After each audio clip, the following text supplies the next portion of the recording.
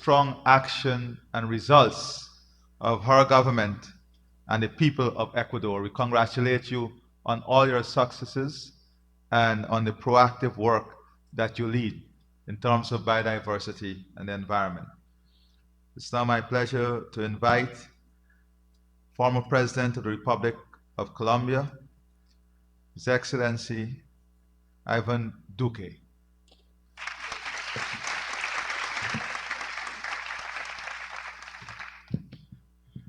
President Ali, President Abinader, Prime Minister Gonsalves, Prime Minister Motley, Vice President Pinto, distinguished guests, and also members of this alliance.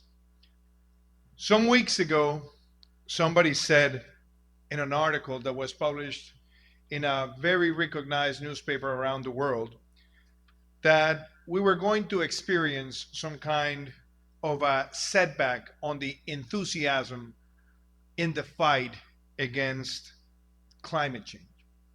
Well, I have to say that if there's anybody who doubts that the world lacks of leadership in order to confront these challenges, today is your answer. We have here leaders, heads of state, people from organizations that are devoted not only to continue working against the consequences of climate change, but people who are conscious enough to bring together the concept of carbon neutrality and nature positive, not as an international demand, but as a moral need and as a way to ensure development. Congratulations, President Ali, for putting together this coalition. The challenges we face are big. We have lost in the last 5 decades almost 70% of the world's wildlife. We have seen that land degradation and also negative use of land has become the second largest source of greenhouse gases emissions. And we know that if we don't act promptly and with the right instruments, we are going to see most of our ecosystems suffer like no other time before. We're completely sure that this Global Biodiversity Alliance is aimed to put practical elements for action, which involve market-driven, nature-based solutions. Today, the world is facing enormous amount of debt. So governments don't regularly have the fiscal space that in other times would allow them to have budgetary resources to be allocated. According to the IMF, almost the 95% threshold of debt to GDP has become the standard globally, sadly to say. Also, bilateral donors are also changing some of their priorities. So where is the liquidity going to come from to finance most of the efforts that we have discussed this morning? They need to come from the market. But the only way that the market can rapidly mobilize those resources is by having the right instruments at hand that would allow not only to do good, but to do well and allow the countries to mobilize the capital and put it together into elements that are measurable and scrutinized. So that's why I think this alliance has to focus on 7 clear instruments of smart financing. The first one will be debt swaps. And we have heard from Ecuador that the debt swaps have worked on size and on impact. We've seen the examples also of Barbados. We have seen the impact that Belize, for example, has been able to create in a positive way by mobilizing through these mechanisms the multilateral finance. So we need to have more debt swaps that allow countries to substitute debt for resources that are based in conservation and restoration. Carbon credits. Many people have criticized the carbon credits in the last 5 or 6 years, but the fact is that the market keeps on increasing its volume. Why? Because it's able to allow companies around the world to compensate some of the damage they have created by allowing the capital to move to those places where the conservation of territories are taking place with precise advantages. So we need a market credit that introduces more elements of integrity and transparency. But there's no other way different than these market mechanisms that can bring the resources that are needed at least in the next 5 years to meet the global NDCs. The same thing happens with biodiversity credits. We are required to put nature positive standards before the eyes of investors. So if a country is protecting biodiversity, like for example Guyana is doing, why Guyana should not be able to bring those resources and increase the impact that has a global reference for the rest of the countries? Why should not we work together in order to have taxonomies in which most of the countries would list not only their basic KPIs, but things that will be concretely measured in the short term? We had the impact in Colombia of issuing the first green taxonomy in the Western Hemisphere and launched it at the New York Stock Exchange that allowed investors to see that products like biodiversity bonds or carbon bonds or green bonds will be a mechanism that would allow the market not only to demand more of that, but to be able to connect the resources with the most important KPIs that we define as a nation. I have to make a reference on guarantees, and this involves multilateral funding. Most of the local governments in the world require long-term financing for biodiversity protection or for climate action. But when they request a guarantee from a multilateral institution, that guarantee is going to be accounted as a debt for the national government. So the incentives of national governments sometimes to provide those guarantees are not there. And I think the fact that this coalition is setting very clear KPIs can also, President Ali, be a way to call the multilateral system to create a specific guarantee resources that can allow to provide those funding to local governments and also to regional governments and institutions. And something that I had the pleasure to discuss with Prime Minister Motley when we both were in COP26 is that the IMF needs to create facilities for those countries that are embracing biodiversity protection policies and climate action policies so that the investment could come at front without being accounted what is called above the fiscal deficit threshold. Why? Because if those resources are not mobilized now, they are going to create a further fiscal pressure in the future. So those special facilities through special purpose vehicles should also be the ones that this alliance promotes.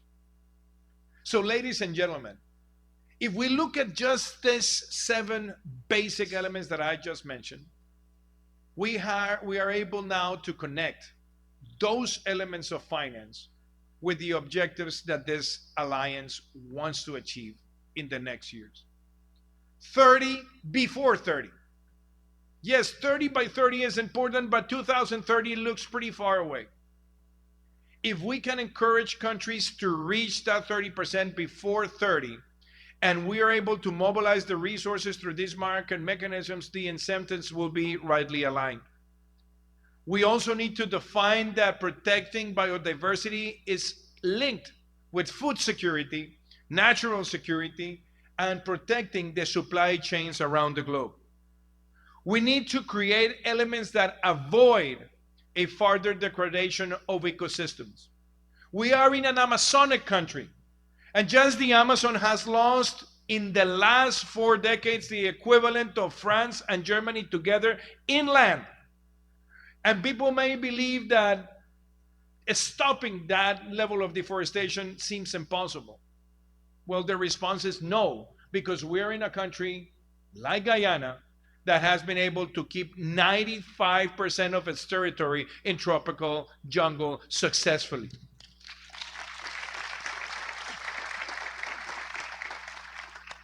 So it's important that carbon sinking is rightly compensated.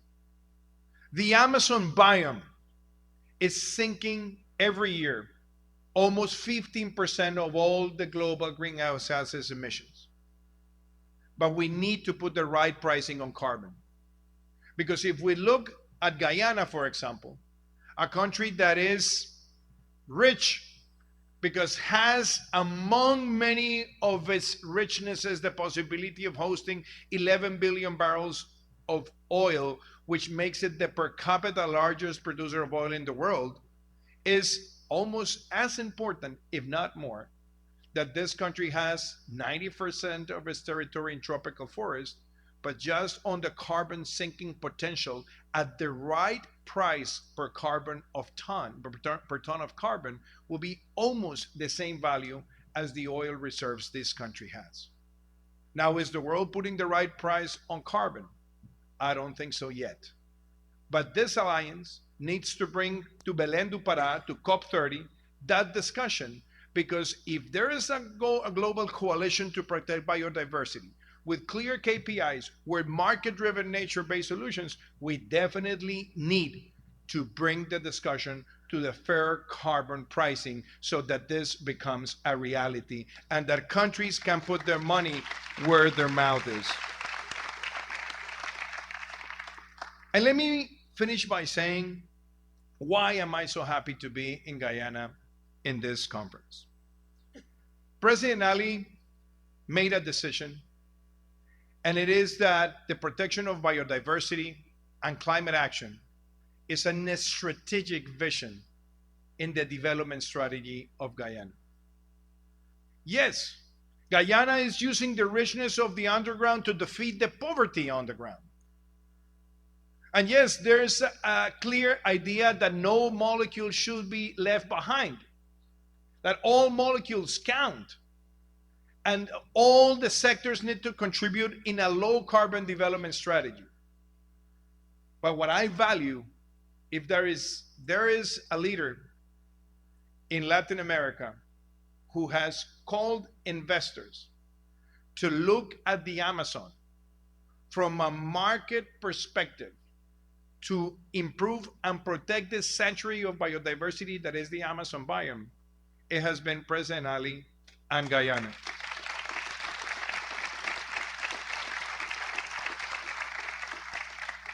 Few weeks from now, when we reach Belén do Pará, many people will ask, what is going to be the biggest outcome?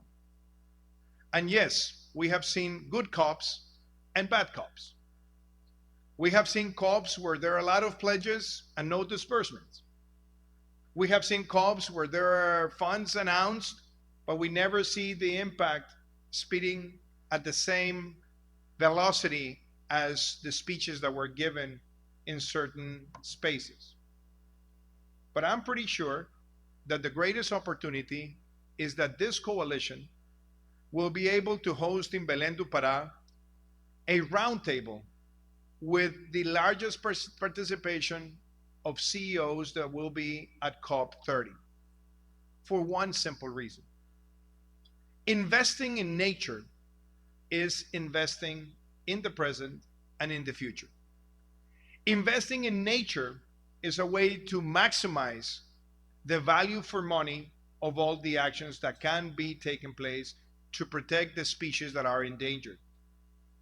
We were able in a country like Colombia to pass from 13% to 30% declared protected areas on the ground, and from 14% to 38% in maritime territory.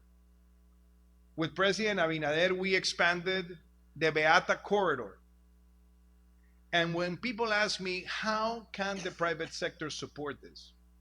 I would say, we should think on blue carbon credits and biodiversity credits and try to accelerate in the next 5 years the largest mobilization of market resources to the protection of global ecosystems.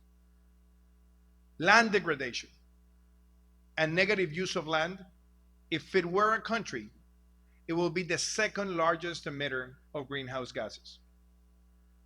If the Amazon doesn't stop the deforestation rate that we currently face, in 5 years it will become a net emitter.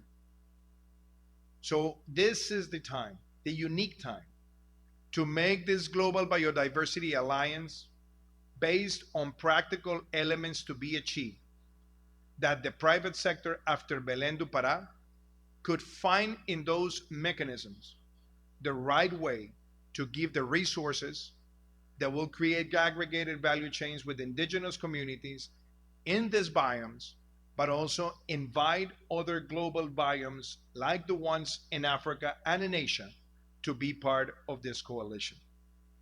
The right balance of being an energy superpower for Latin America and the Caribbean, like Guyana is, and being a nature superpower is because ideology is not what drives this action.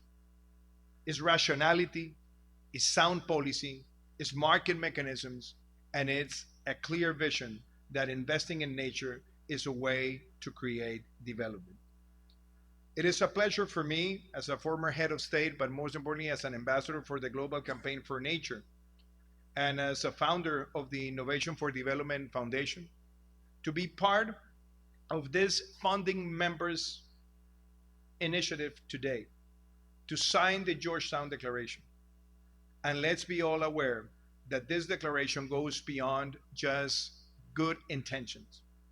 This is as practical as it can be if we all bring together the markets with the right instruments to make indigenous communities, to make governments, and to make all the entrepreneurial spirit based on nature that doing good and doing well is possible. Thank you very much.